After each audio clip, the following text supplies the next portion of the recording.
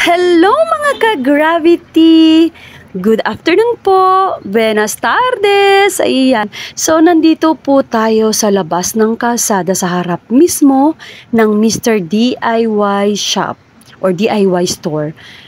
Isa sila sa mga client namin, no? They asked our services kasi meron po kaming trucking, rental, and aggregate services. So, mga dump trucks, boom trucks, crane, forwarders, at saka kung ano pa po yung mga service na kailangan po nila. Kaya tinawagan nila kami.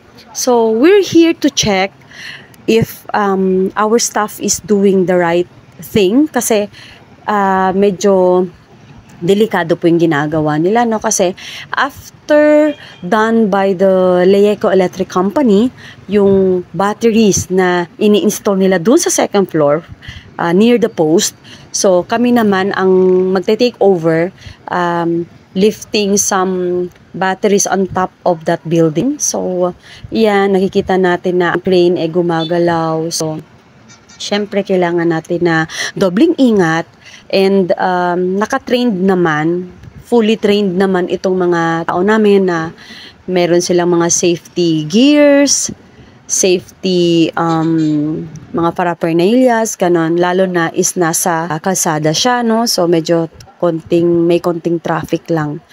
And ito po kasi, itong battery na pinapalagay nila doon sa second floor, kasi bagong build lang kasi itong DIY store.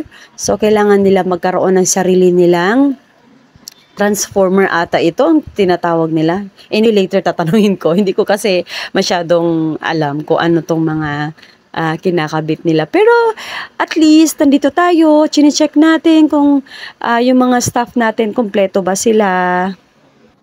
So, hanggang dito na lang po. So, bye! Don't forget to subscribe, like, and follow our videos. See you!